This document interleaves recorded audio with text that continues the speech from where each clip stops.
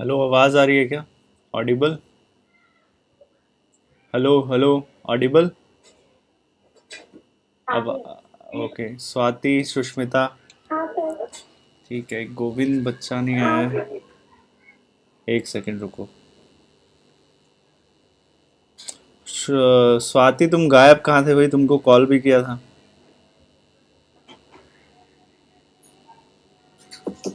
हाँ भैया। बोला था ना 5 बजे क्लास है, तुम आए नहीं।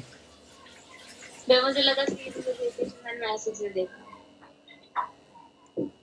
अच्छा, अपडेटेड रहा करो यार तुम, ठीक है। ठीक है भैया।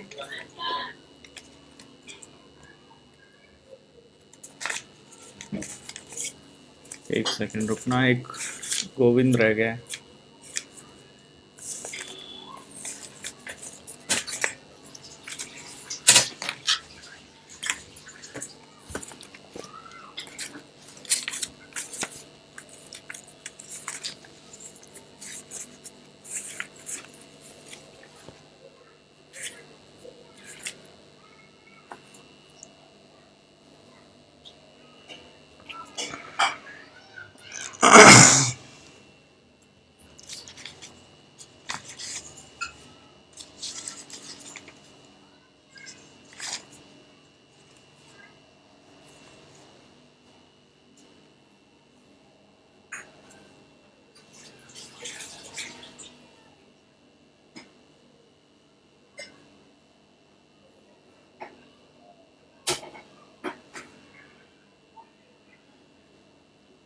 Next cell organelle that we are going to discuss today is lysosome.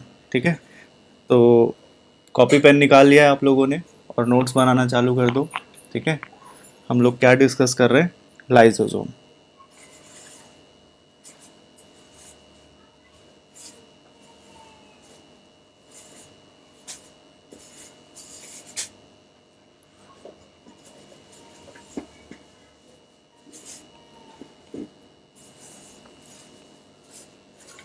इसकी डिस्कवरी किसने की थी? सबसे पहली बात जो आपको याद रखनी है कि इसकी डिस्कवरी किसने की थी।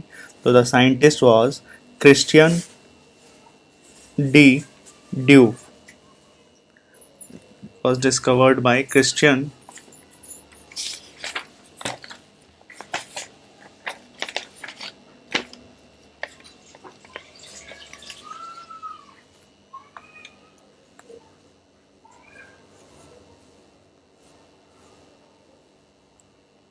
D due. ठीक है, तो डिस्कवरी किसने की थी लाइसोसोम की? बोलो जरा, किसने डिस्कवरी की थी लाइसोसोम की? Christian D due. बोलो, याद करो इसको जल्दी अभी। सुष्मिता, हाँ सर। याद हुआ ये? Christian D due. ठीक, हाँ। Lysosome was discovered by Christian D due. Swati, याद हुआ? हाँ भैया, क्रिस्टन ड्यू। ठीक है, वैष्णवी गायब है, चलो। अच्छा स्वाति, आज वाली क्लास जो थी वो बहुत इंपॉर्टेंट थी। ऑल्टरनेशन ऑफ जनरेशन हमने पढ़ाया था प्लांट किंगडम पे, ठीक है। तो उसकी वीडियो मैं अपलोड कर दूंगा, ओके। ठीक है भैया। देख लेना याद से, पिछली वीडियोस देख ली हैं तुमने सारी? कोई हाँ बैकलॉग भैया। तो नहीं है? नहीं नहीं। ठीक है, ओके। देखो, तो lysosome was discovered by Christian D due. इसके बारे में अब तुम लोग मुझे बताओ कि ये जो सेल ऑर्गेनल है लाइसोसोम, ये डबल मेम्ब्रेन है, सिंगल मेम्ब्रेनस है, या फिर नॉन मेम्ब्रेनस स्ट्रक्चर है? ये याद करवाया था। Single member. वेरी गुड, ये क्या है? सिंगल मेम्ब्रेनस स्ट्रक्चर है। ठीक है, तो वैसे तो हमने यहाँ याद कर ही लिया था, याद करो अगर। कहाँ पढ़ा था हम लोगों ने? यहाँ। तो लाइसोसोम, गोल्जी अपैरेटस जिसमें हम कवर कर चुके हैं, गोल्जी अपैरेटस पढ़ चुके हैं, और लाइसोसोम पढ़ रहे हैं अभी, और एंडोप्लाज्मिक रेटिकुलम पढ़ चुके हैं, ठीक है। तो सिंगल मेम्ब्रेनस स्ट्रक्चर है ये भी।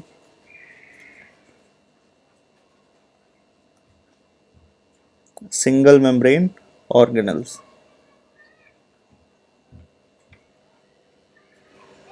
which is formed by, कौन बना रहा है इसको? तो ये हमने लास्ट क्लास में फंक्शन पढ़ा था कि इनको लाइसोसोम को बनाने वाले कौन है, कौन बनाता है, बताओ जल्दी। Golgi apparatus। Very good, Golgi bodies. ठीक है, कौन बना रहा है? Golgi bodies. यहाँ पर कुछ एंजाइम्स होते हैं। लाइसोसोम्स को हम क्या बोलते हैं? Lysosomes are generally known as, इनको आपने बचपन में पढ़ा होगा, ठीक है, इनको हम लोग एक और नाम से जानते हैं विच इज सुसाइडल बैग्स, है ना, suicidal bag of the cell. याद है, 10th क्लास में पढ़ते हो आप, ठीक है, बहुत अर्लियर क्लासेस में हम लोग डिस्कस करते हैं कि लाइसोसोम को हम लोग क्या बोलते हैं? लाइसोसोम्स को हम बोलते हैं suicidal bag of the cell. ऐसा क्यों है? क्यों है कि इसको हम suicidal bag of the cell बोलते हैं? तो रीज़न इज़ कि ये कुछ एंजाइम्स कंटेन करता है which are very of acidic pH, और हाइड्रोलेज बोलते हैं, हाइड्रोलेज एंजाइम कंटेन करता है। और किसी भी तरह का, अगर मान लो, इसके पीछे कॉन्टेक्स्ट क्या है मैं बता रहा हूँ, कि अगर किसी भी तरह का कोई वेस्ट चीज़ है जो सेल में एग्जिस्ट नहीं करना चाहिए लेकिन प्रेजेंट है, क्या बोला? सेल में कोई भी किसी भी तरह का वेस्ट है जो नहीं होना चाहिए लेकिन है, किसी तरह का कोई पैथोजन है, कोई तरह का एक्सेस मटेरियल है, वो सेल में एग्जिस्ट कर रहा है जो नहीं होना चाहिए, तो लाइसोसोम क्या करेगा? उसको इनगल्फ कर लेगा और अंदर जो हाइड्रोलेज एंजाइम है वो उसको डिस्ट्रॉय कर देंगे। ठीक है, क्योंकि इतना हाई पीएच होता ही है यहाँ पर। और दूसरी बात, मान लो कि सपोज ऐसा होता है, हमारी बॉडी में बिलियंस ऑफ सेल्स हैं एज वी नो, तो कभी ऐसा हुआ कि पूरा का पूरा सेल इतना ज़्यादा इन्फेक्टेड हो चुका है किसी वायरस से कि लास्ट ऑप्शन ये बचता है कि उस सेल को डिस्ट्रॉय कर दिया जाए, उस सेल को डिस्ट्रॉय कर दिया जाए ताकि जो नेबरिंग सेल्स हैं, ताकि जो आसपास के सेल्स हैं उनको कोई नुकसान ना पहुँचे, उनको कोई किसी भी तरह की क्षति ना पहुँचे। तो इसीलिए लाइसोसोम खुद बर्स्ट हो जाता है ताकि सेल डिस्ट्रॉय हो जाए। लाइसोसोम खुद बर्स्ट हो जाता है ताकि सेल डिस्ट्रॉय हो जाए और आसपास के जो नेबरिंग सेल्स हैं वो उस वायरस के इन्फेक्शन से या पैथोजन के इन्फेक्शन से बच जाएं। तो for the purpose of benefit of all the groups of cells, lysosome destroys its own cell. ठीक है, तो बाकी आसपास के सेल्स को बचाने के लिए लाइसोसोम क्या करता है? अपने ही सेल को डिस्ट्रॉय कर देता है। ठीक है, और इसीलिए इसे suicidal bag of the cell बोलते हैं। समझ आया आपको? आसान है? हाँ भैया। ठीक है, तो अच्छा, पहला पॉइंट लिख लिया। First point was discovered by Christian D due, single membranous structure है। थर्ड पॉइंट की इट कंटेन्स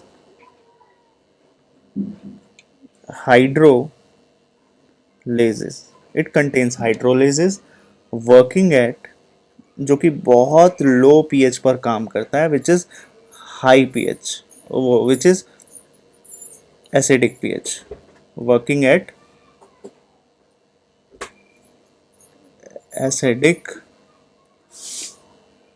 पीएच। ठीक, और ये एसिडिक पीएच, अगर कभी क्वेश्चन आया कि एसिडिक पीएच मेंटेन कौन करता है, तो ये एसिडिक पीएच मेंटेन करता है, मेंटेन्ड बाय एच आयन का पंप।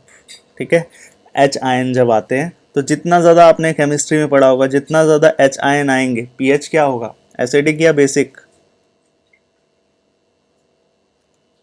जितना ज़्यादा एच आयन्स आएंगे पीएच क्या होगा? एसिडिक या basic?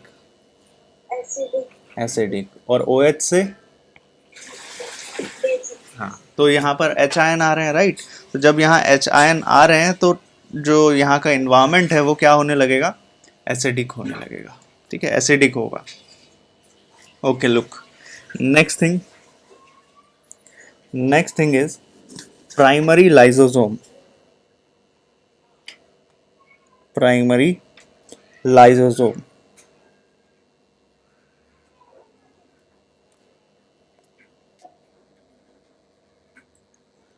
Primary lysosome which come from Golgi body. Primary lysosome जैसा हमने पढ़ा कहाँ से आता है, गोल्जी बॉडीज से निकल कर आ रहा है। ठीक है, प्लस एक और लाइसोसोम होता है जिसको बोलते हैं फेगोसोम, जिसको बोलते हैं फेगोसोम। और ये फेगोसोम कहाँ से निकल कर आ रहा है, ये फेगोसोम निकल कर आ रहा है फूड वैक्यूल से। फूड वैक्यूल एक खाली जगह है इनसाइड द सेल जिसमें जो भी फूड मटेरियल है, जो भी एक्सक्रीटरी वेस्ट है, सैप है, वाटर है, गैसेस हैं, सब सब स्टोर्ड रहता है। स्टोरेज एरिया है सेल का जिसको फूड वैक्यूल बोलते हैं। तो फूड वैक्यूल से एक बडिंग निकल कर आ रही है जिसे आप क्या बोल रहे हैं, फेगोसोम। तो ये दो बातें हैं, फेगोसोम प्लस, प्लस का साइन है यहाँ पर, गौर रखना, ध्यान रखना थोड़ा, यहाँ पर मैंने डाला है प्लस का साइन। ठीक है, तो फूड वैक्यूल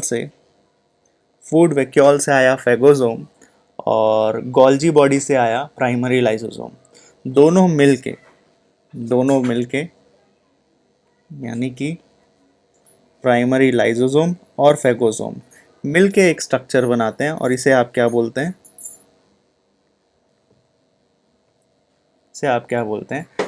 फेगोलाइसोसोम।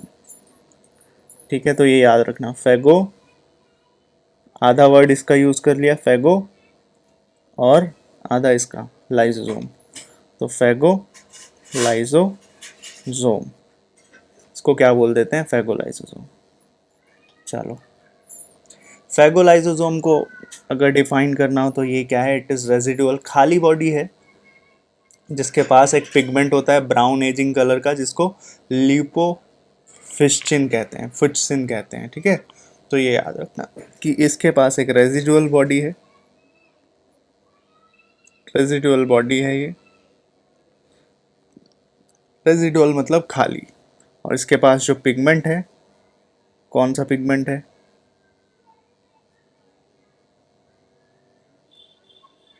पिगमेंट कौन सा है इसके पास, तो लिपोफिक्सिन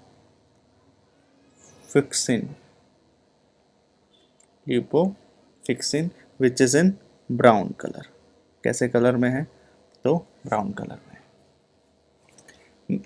अब आती है बात मेन फंक्शन की। क्या बात कर रहे हैं हम लोग, मेन फंक्शन की बात करते हैं। क्या फंक्शन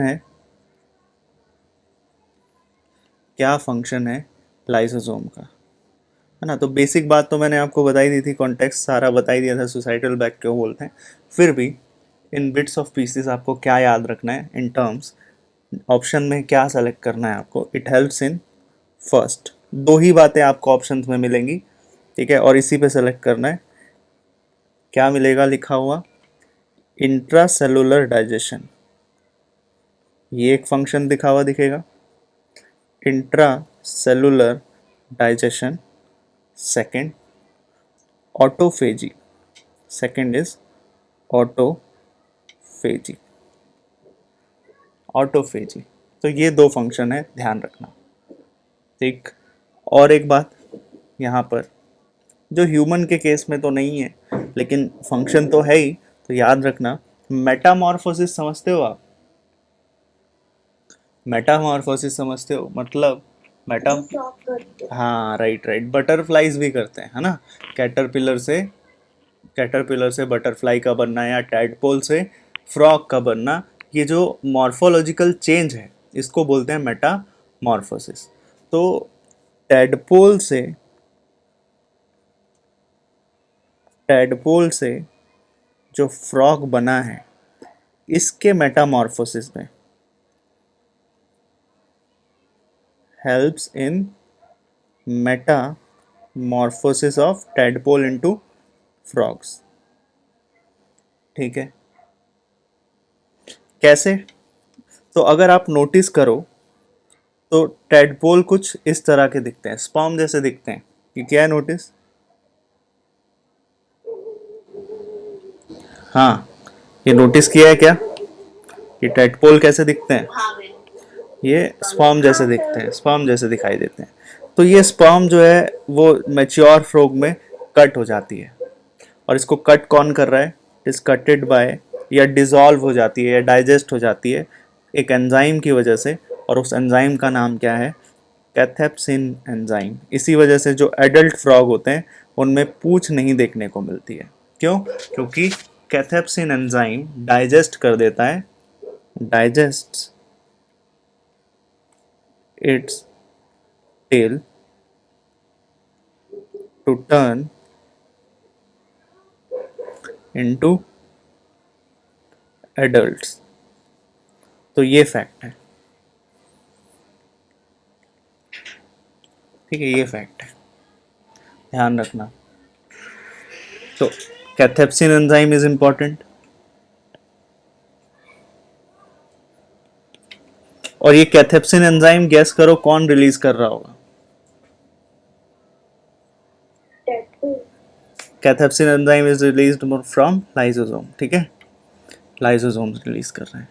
तो यहाँ पर आपने फंक्शन भी पढ़ लिया। This is all about lysosome. Lysosome के बारे में बस इतना ही पढ़ना है। समझ आ गया क्या? आगे बढ़े? ठीक है, नोट हो गया?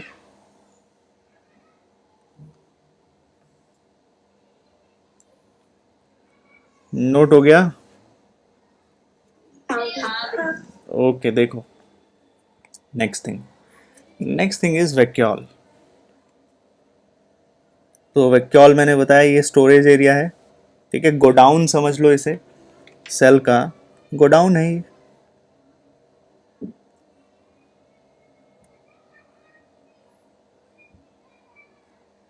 जिसको हम क्या बोल रहे हैं? वैक्यूल।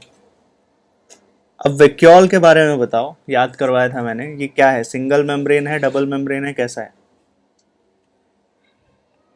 बताया था, सिंगल मेम्ब्रेन स्ट्रक्चर है ये, ठीक है, it is also single membrane structure, ठीक है। तो वहाँ ऐड कर सकते हो आप, ये जो हमने नोट्स बनाए थे, यहाँ ऐड, यहाँ पर वैक्यूल्स भी लिख सकते हैं, ठीक है, वैक्यूल्स भी ऐड कर लेना। कर दिया ऐड इसको। अब देखो वैक्यूल्स, तो वैक्यूल्स सिंगल मेम्ब्रेन स्ट्रक्चर है, ठीक है, और इस मेम्ब्रेन का एक नाम है, इसी मेम्ब्रेन को हम क्या बोलते हैं? टोनोप्लास्ट। इसी मेम्ब्रेन को क्या बोलते हैं? टोनोप्लास्ट, याद रखना, ठीक। और यही टोनोप्लास्ट हेल्प करता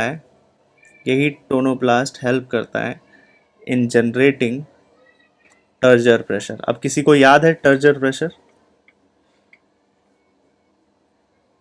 ये हमने ट्रांसपोर्ट इन प्लांट्स में पढ़ा था, टर्जिड हो जाता है सेल, टर्जिट सेल जो हाँ, ठीक है, जिसकी वजह से सेल टर्जिड होने लगता है, राइट, सेल टर्जिड होता है, तो हम क्या बोलते हैं? टर्जर प्रेशर, ठीक है। तो टर्जर प्रेशर वॉल ही तो लगाएगी, मेम्ब्रेन ही तो लगाएगा। मेम्ब्रेन यहाँ पर टोनोप्लास्ट है, इसलिए यहाँ पर जनरेट कर रहा है टर्जर प्रेशर। ये क्या है वैक्यूल के बारे में? तो vacuole is nothing but storage area, ठीक है, टेम्पररी स्टोरेज लिख सकते हो, क्योंकि यहाँ से चीज़ें बाहर भी जाएंगी ज़रूरत पड़ने पर। तो टेम्पररी स्टोरेज है कहाँ के लिए? क्या टेम्पररी स्टोरेज है किन किन चीज़ों के लिए?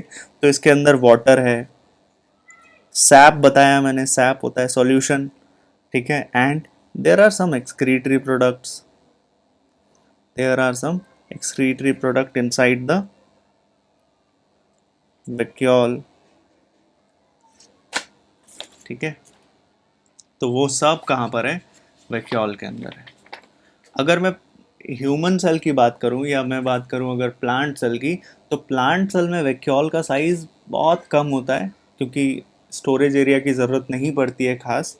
लेकिन अगर प्लांट सेल की बात करूं, ठीक है, प्लांट सेल की बात करूं, तो प्लांट सेल में तो मेजर मेजर पार्ट ही स्टोरेज का होता है, यानी कि प्लांट सेल में 90%, ध्यान रखना, प्लांट सेल में 90% प्लांट सेल का वॉल्यूम कौन कवर करता है? 90% कौन कवर कर रहा है? बोलो, वैक्यूल। ठीक है, तो सेल का 90% पार्ट तो, सेल वॉल्यूम का 90% पार्ट तो वैक्यूल ही होता है प्लांट के केस में। तो बाकी बचा साइटोप्लाज्म, सब किनारे हो जाते हैं। तो अगर आप देखो तो इसी वजह से जो प्लांट सेल है वो कुछ इस तरह से दिखाई देता होगा आपको। ये देखा है, ये बीच में क्या है, वैक्यूल, और साइटोप्लाज्म कहाँ रह गया, साइड में। और जो भी सेल ऑर्गेनल्स होंगे वो यहाँ पर एडजस्ट होंगे। समझ आया? Is it clear? हाँ।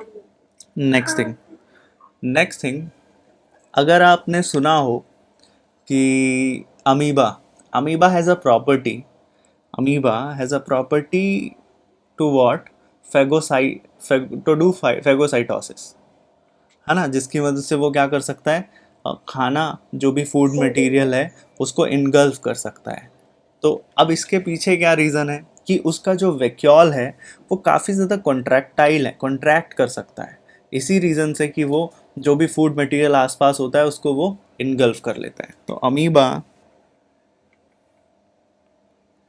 के पास खास तरह का वैक्यूल है which has a contractile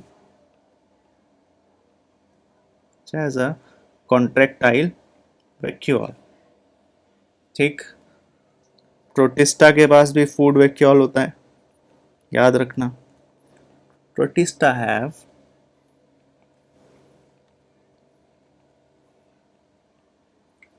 a food vacuole. ठीक, अब टोनोप्लास्ट की हम बात कर रहे थे, तो टोनोप्लास्ट के बारे में एक और बात याद रख सकते हो आप कि टोनोप्लास्ट अगर आउटर मोस्ट लेयर है, मेम्ब्रेन है, तो ऑब्वियसली आयन ट्रांसपोर्टेशन में हेल्प करेगा ही करेगा, है ना। तो ये क्या करवाता है, आयन ट्रांसपोर्ट करवाता है, आयन ट्रांसपोर्ट करवाता है कहाँ पे, into the vacuole, into vacuole, into vacuole against the gradient. अब अगेंस्ट द ग्रेडियंट का मतलब क्या है, कौन बताएगा, जल्दी बताओ। अगेंस्ट द ग्रेडियंट का क्या मतलब है,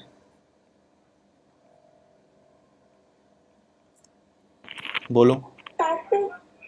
नहीं, अगेंस्ट द ग्रेडियंट का मतलब होता है हमेशा, ग्रेडियंट का मतलब होता है डिफरेंस, है ना। अगेंस्ट द ग्रेडियंट का मतलब होता है from low concentration to high concentration. ठीक है, और अलोंग द कॉन्सेंट्रेशन ग्रेडियंट क्या मतलब है, high concentration to low concentration. और अगेंस्ट द कॉन्सेंट्रेशन ग्रेडियंट जा रहा है मतलब एक्टिव चलेगा ना यहाँ पे। तो एक्टिव ट्रांसपोर्ट में या आयंस का जो ट्रांसपोर्ट चल रहा है अगेंस्ट द कॉन्सेंट्रेशन ग्रेडियंट, उसमें कौन हेल्प कर रहा है, टोनोप्लास्ट। ठीक है, टोनोप्लास्ट। क्यों? क्योंकि आयंस का कॉन्सेंट्रेशन, आयंस कहाँ पर ज़्यादा है, आयंस कहाँ ज़्यादा है, वैक्यूल में ज़्यादा है। आयंस का कॉन्सेंट्रेशन ज़्यादा है कहाँ पर, वैक्यूल में, वैक्यूल में ज़्यादा है। लेकिन उसके बाद भी क्या हो रहा है, आयन का कॉन्सेंट्रेशन वैक्यूल में ज़्यादा है, उसके बाद भी ये आयंस ले रहा है। तो कैसे, एक्टिव ट्रांसपोर्ट, एक्टिव ट्रांसपोर्ट कर रहा है, यानी कि अगेंस्ट द कॉन्सेंट्रेशन ग्रेडियंट यहाँ पर हमें क्या देखने को मिल रहा है, अगेंस्ट द कॉन्सेंट्रेशन ग्रेडियंट यहाँ हमें देखने को मिल रहा है आयंस का ट्रांसपोर्ट। तो ये याद रखना। ठीक है, समझ में आ गया इतना? तो this is all about vacuoles. यहाँ वैक्यूल कंप्लीट हो गया। और एक और बात यहाँ पर ऐड करना आप लोग, देखो क्या क्या चीज़ें पढ़ ली हमने। ये वाला पार्ट कवर कर लिया है, लाइसोसोम पढ़ लिया है, गोल्जी बॉडीज पढ़ लिए हैं, एंडोप्लाज्मिक रेटिकुलम पढ़ लिया है, और वैक्यूल्स पढ़ लिया है। और एक और बात हमने समझी कि इन सब के पास क्या है, इन सब के पास सिंगल मेम्ब्रेनस स्ट्रक्चर है। ठीक है, और ये जितने भी पार्ट्स हमने समझे हैं अभी, जितने भी पार्ट्स हमने समझे, इन सब को मिलाकर अगर मुझे एक नाम देना हो, इन सब को मिलाकर मुझे एक नाम देना हो, ठीक है, यानी कि lysosome plus Golgi bodies plus endoplasmic reticulum plus vacuole, क्योंकि ये चारों सेल ऑर्गेनल्स मिलकर, जब चारों सेल ऑर्गेनल्स मिलकर एक सिस्टम बनाते हैं, and the system is known as endomembrane system. तो ये सेम सिमिलर हमारे बॉडीज की तरह नहीं हो गया। मैंने बताया था आपको कि cell organelles are nothing but organs of the cell. ये ऑर्गन्स हैं सेल के। तो हमारी बॉडीज में भी ऑर्गन होते हैं या नहीं होते हैं? हमारी बॉडी में भी ऑर्गन्स होते हैं। जब वो ऑर्गन साथ में मिलकर एक कॉन्स्टिट्यूटिव काम करते हैं तो उस सिस्टम को हम क्या बोलते हैं? ऑर्गन सिस्टम बोलते हैं। Is it clear? हम क्या बोलते हैं उसे? ऑर्गन सिस्टम बोलते हैं। बट यहाँ पर भी हमें देखने को मिल रहा है कि ये ऑर्गन ऑफ द सेल है जो मिलकर एक सिस्टम बना रहे हैं। सेल के ऑर्गन मिलकर एक सिस्टम बना रहे हैं। कौन कौन से organ? Lysosome, Golgi bodies, endoplasmic reticulum और वैक्यूल्स मिलकर क्या बना रहे हैं? एक सिस्टम बना रहे हैं and the system is known as endomembrane system. ठीक है, इसको क्या बोलते हैं हम? एंडोमेम्ब्रेन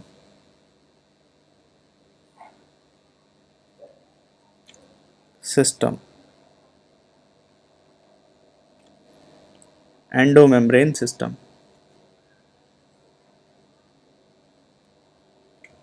ठीक है, क्या बोलते हैं? Endomembrane system. हो गया इतना, आगे बढ़े। नोट कर लिया है? बोलो।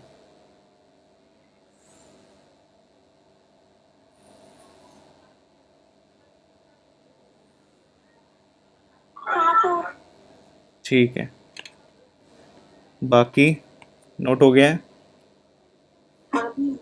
ठीक है,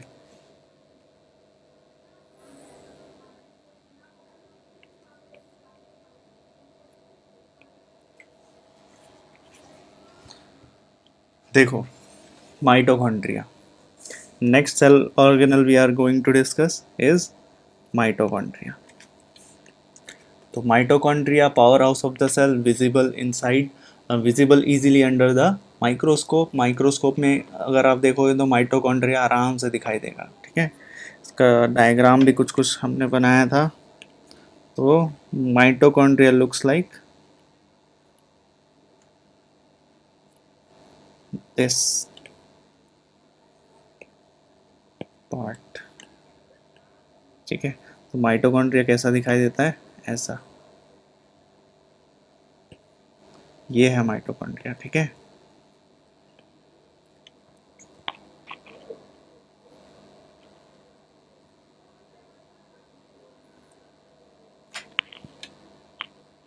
बनाओ ये डायग्राम आप लोग भी।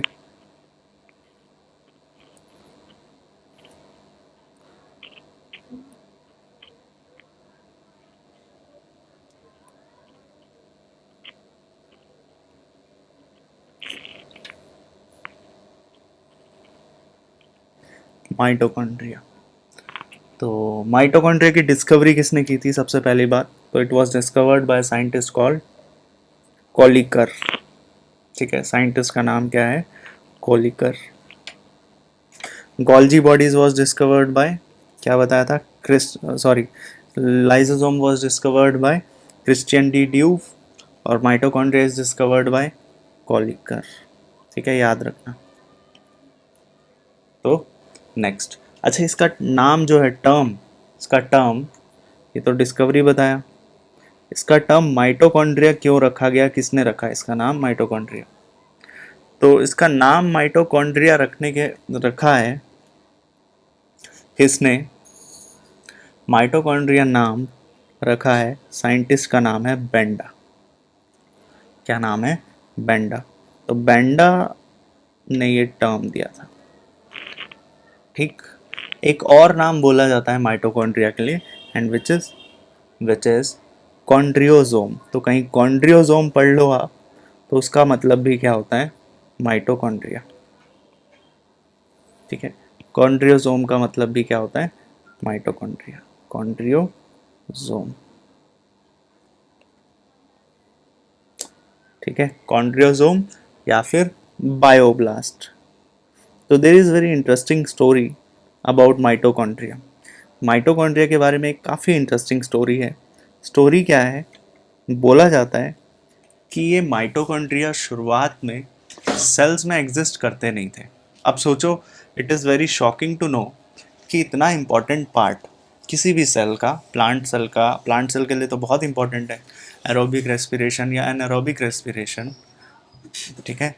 तो कैसा भी रेस्पिरेशन हो रहा हो, तो हमने पढ़ा है रेस्पिरेशन इन प्लांट चैप्टर में कि major power house of cell किसको बोलते हैं, कहाँ पर ज़्यादा सबसे अमाउंट ऑफ एनर्जी बनता है, माइटोकॉन्ड्रिया में बनता है। याद आ रहा है, सबसे ज़्यादा amount of ATP, energy in the form of ATP कहाँ बनता है, माइटोकॉन्ड्रिया में बन रहा है, और जिसको power house of the cell भी बोल रहे हैं। और इतना इम्पॉर्टेंट ऑर्गन जो एनर्जी बना रहा है, ह्यूज अमाउंट में एनर्जी बना रहा है, मैक्सिमम एनर्जी बना रहा है सेल के लिए, it was not the part of cell originally. जब सेल का ओरिजिन हो रहा था, सेल बहुत सालों तक एग्जिस्ट करता था विदाउट माइटोकॉन्ड्रिया, जब इवोल्यूशन हो रहा था। लेकिन फिर हुआ क्या, ऐसा बोला जाता है कि माइटोकॉन्ड्रिया किसी फॉरेन पैथोजन की तरह एक बार सेल के अंदर आया। माइटोकॉन्ड्रिया किसी फॉरेन पैथोजन की तरह सेल के प्रोकैरियोटिक सेल के अंदर आया।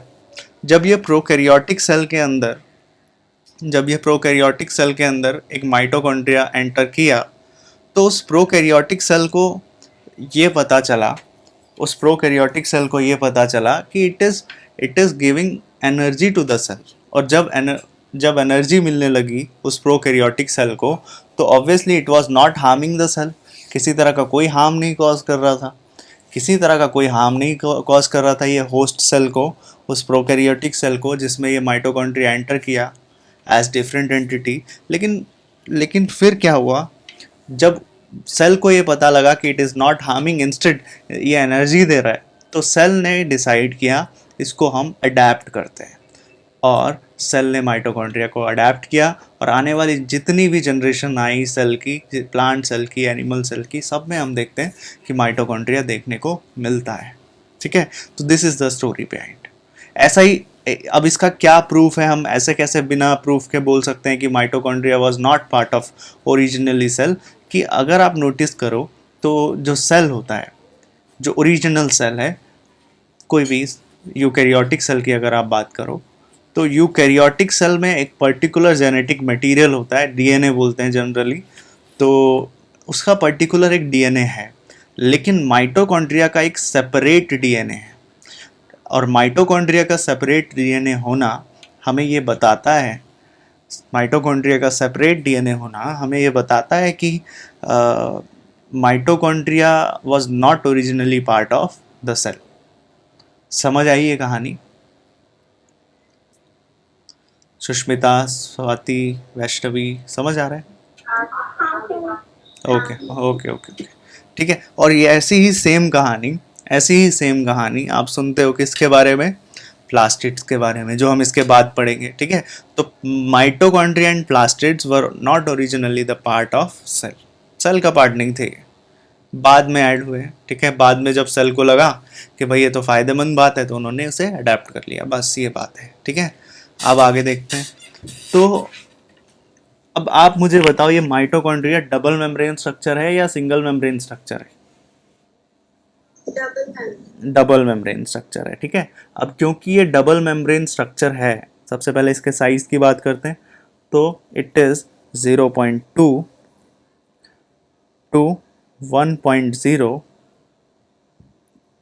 माइक्रोमीटर इन डायमीटर, डायमीटर में ये साइज के हैं। लगा लो एवरेज 0.5 एवरेज लगा सकते हो, ठीक है, डायमीटर इनका, ओके। 1 to 4 माइक्रोमीटर है ये इन लेंथ, 1 to 4 माइक्रोमीटर है इन लेंथ। अब जैसा मैंने बताया, इनके दो मेम्ब्रेन्स है, these are two membrane structure, double membrane structure. तो अब क्योंकि दो मेम्ब्रेन्स हैं, तो बाहर वाली जो मेम्ब्रेन होगी उसको हम क्या बोलते हैं? जैसे for example, this is outer membrane, this is inner membrane.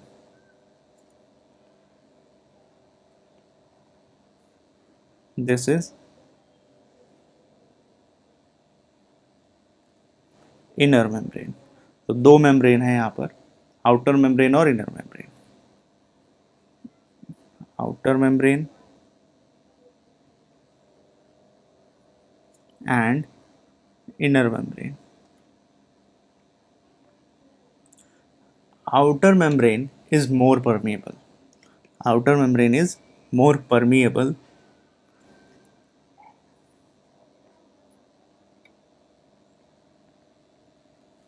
Outer membrane is more permeable as compared to inner membrane. Why is it more permeable? Due to the presence of some porins. ठीक है, तो यहाँ पर कुछ porins होते हैं, pores होते हैं जो परमिएबिलिटी को बढ़ा देते हैं. So that is why outer membrane is more permeable as compare to inner membrane. ठीक है, तो outer membrane is more permeable due to the presence of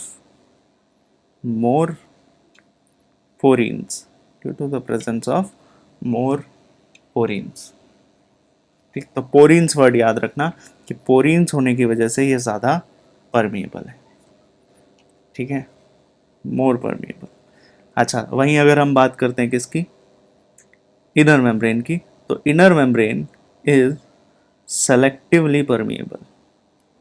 ये भी परमिएबल है बट सेलेक्टिवली परमिएबल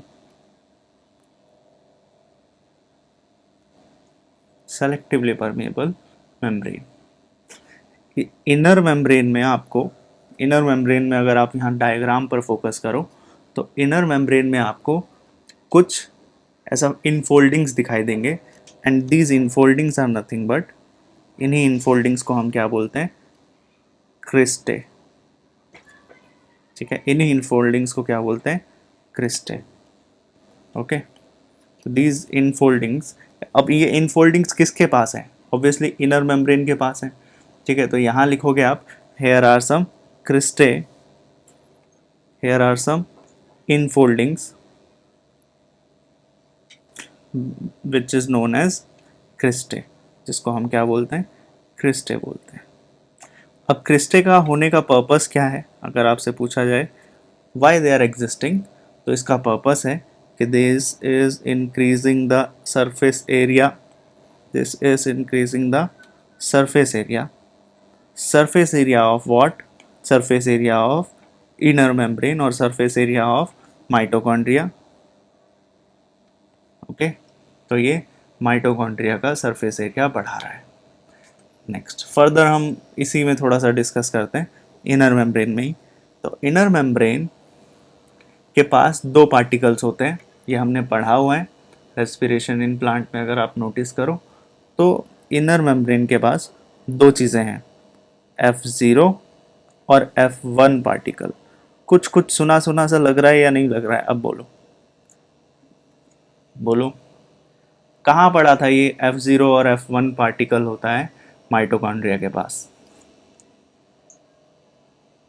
याद करो. Cyclic phosphorylation. Very good. नहीं, cyclic photophosphorylation नहीं, कीमोऑस्मोटिक हाइपोथेसिस. ठीक है, तो वहाँ पर आप देखते हो ओटीपी बनते हुए, तो एटीपी बनते हुए, तब आप देखते हो F1 और F0 है, जिसके थ्रू एच आयन पंप होते हैं, हाइड्रोजन निकलता है, और ATPase, F1 को क्या बोलते हैं हम, ATPase, which gets activated and converts the ADP molecule into ATP, है ना, फिर ATP बनता है. तो इसका एक और नाम है, हम बोलेंगे कि इनर मेम्ब्रेन में, ठीक है, इसको ऐसे ही लिखना कि इनर मेम्ब्रेन के पास ही होते हैं ये सब. तो inner membrane bears what, F0 F1 particles, जिनको एलिमेंट्री पार्टिकल्स भी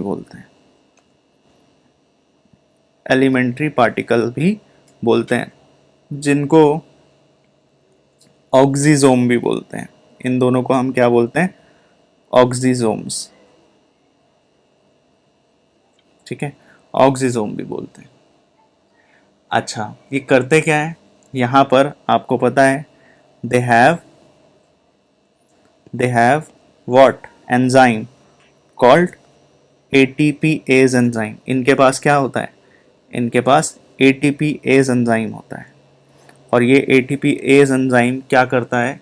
ATPase enzyme is involve in electric transport system, है ना? ये इन्वॉल्व है इलेक्ट्रॉन ट्रांसपोर्ट चेन में या सिस्टम में। ठीक है, तो ये इन्वॉल्व है इलेक्ट्रॉन ट्रांसपोर्ट सिस्टम में इन्वॉल्व है। ठीक है, which is a part of this process is a part of cellular respiration. तो ये हेल्प कर रहा है किसमें? सेलुलर रेस्पिरेशन में। This is process of cellular respiration, right? Cellular respiration. तो यहाँ कुछ बातें हमने डिस्कस की माइटोकॉन्ड्रिया के बारे में। अभी भी कुछ बाकी है, ठीक है, अभी भी कुछ बाकी है। Let's discuss in next page. तो माइटोकॉन्ड्रिया के बारे में देखो क्या क्या चीज़ें पढ़ ली हैं अभी। कॉलिकर डिस्कवर किया था, बेंडा ने टर्म दिया था, कॉन्ड्रियोसोम और बायोब्लास्ट भी बोलते हैं। ये कॉन्ड्रियोसोम और बायोब्लास्ट किसने नाम दिया था? तो ये वही है जिसने न्यूक्लिक एसिड नाम दिया था, जिसने ये बताया था कि DNA are some nucleic acid. Altmann बोलते हैं। ऑल्टमान नाम पहले भी सुना होगा आपने, सुना है ऑल्टमान? 6th चैप्टर में ऑल्टमान नाम सुनते हो, ठीक है। He discovered actually nucleic acids, DNA discover किया था, ठीक है। तो साइज बताया, फिर size is 0.2 to 1 micrometre in diameter, 0.5 average और 1 to 4 micrometre in length. Outer membrane और inner membrane more permeable, outer membrane is more permeable due to porins, ठीक। इनर मेम्ब्रेन में इनफोल्डिंग्स है जिनको क्रिस्टा बोलते हैं, ठीक है, इंपॉर्टेंट है, ध्यान रखना, क्रिस्टा बोलते हैं। विच increases the surface area of mitochondria. Inner membrane में क्या है? F0 F1 प्रोटीन्स हैं जिनको एलिमेंट्री पार्टिकल बोलते हैं, as well as we call them oxysome. These are involve in electron transport chain which is in cellular respiration, ठीक है। आगे देखते हैं। तो माइटोकॉन्ड्रिया कंटिन्यूड, देखो माइटोकॉन्ड्रिया ही पढ़ रहे हैं ना, तो क्रैब साइकिल में भी इन्वॉल्व है, ठीक है। तो क्रैब साइकिल एक्चुअली अगर आपसे पूछे कभी, आपको पढ़ाया भी है रेस्पिरेशन इन प्लांट में कि क्रैब साइकिल होती कहाँ पर है, तो बहुत बेसिक क्वेश्चन हो जाता है ये, क्रैब साइकिल होती कहाँ पर है। तो crabs cycle occurs in matrix of the, matrix का मतलब वो जो फ्लूइड है, तो मैट्रिक्स ऑफ द माइटोकॉन्ड्रिया, ठीक है। क्यों? क्योंकि जितने भी एंजाइम्स रिक्वायर्ड होते हैं, enzymes required for Krebs cycle are present inside the matrix, ठीक है। Enzymes required for Krebs cycle, सारे एंजाइम्स डिस्कस किए थे ना क्रैब साइकिल में हम लोगों ने। जैसे फॉर एग्जांपल जो सिट्रिक एसिड को आइसोसिट्रेट बना देता है, आइसोमरेज एंजाइम फॉर एग्जांपल। तो ऐसे बहुत सारे एंजाइम हमने डिस्कस किए थे। तो लेकिन ये सारे एंजाइम तो प्रेजेंट होते ही हैं माइटोकॉन्ड्रिया में, लेकिन एक एंजाइम नहीं होता,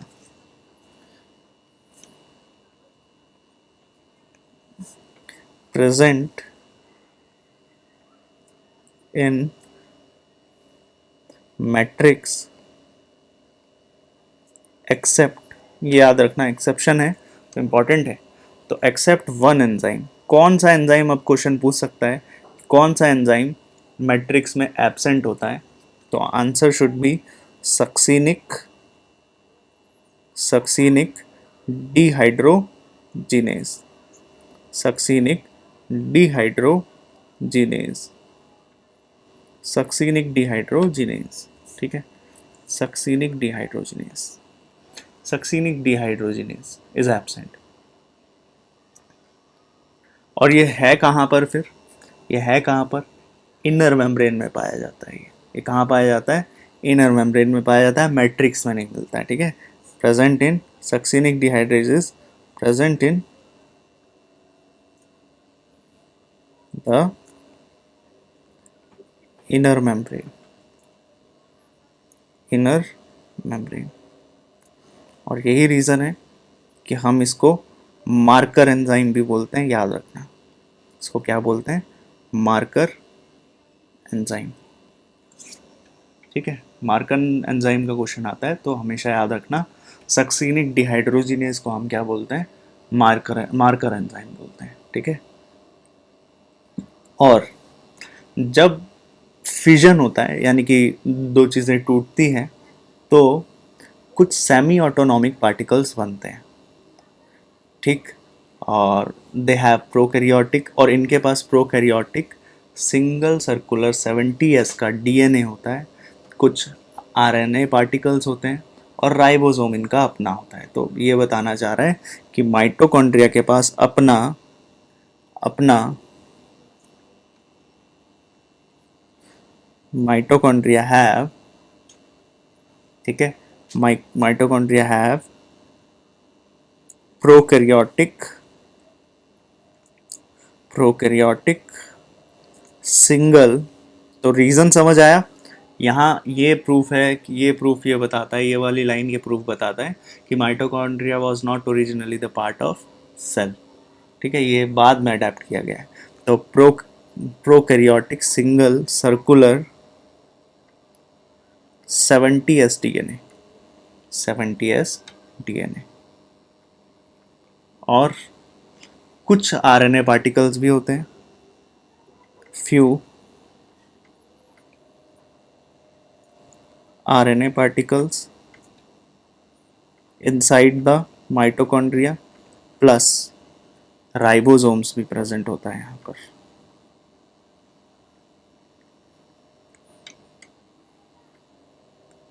राइबोसोम्स प्रेजेंट, ठीक है, होता है, ठीक है। और साथ के साथ कि ये साइटोप्लाज्मिक इनहेरिटेंस भी शो करते हैं जब सेल डिवाइड करता है, तो दे शो साइटोप्लाज्मिक इनहेरिटेंस। तो इनका जो भी कंटेंट है वो मैटरनल साइड में इनहेरिट होगा, साइटोप्लाज्मिक इनहेरिटेंस, दे शो साइटोप्लाज्मिक इनहेरिटेंस, ठीक। तो inheritance from the maternal side, ये भी ओके। इतना समझ आया। तो आज हम लोगों ने क्या डिस्कस किया, लाइजोसोम, वैक्यूल और माइटोकॉन्ड्रिया। इतना क्लियर है आप लोगों को, बोलो, ठीक है। बाकी हम लोग डिस्कस करेंगे नेक्स्ट क्लास में। नेक्स्ट क्लास आप लोगों की कल होगी।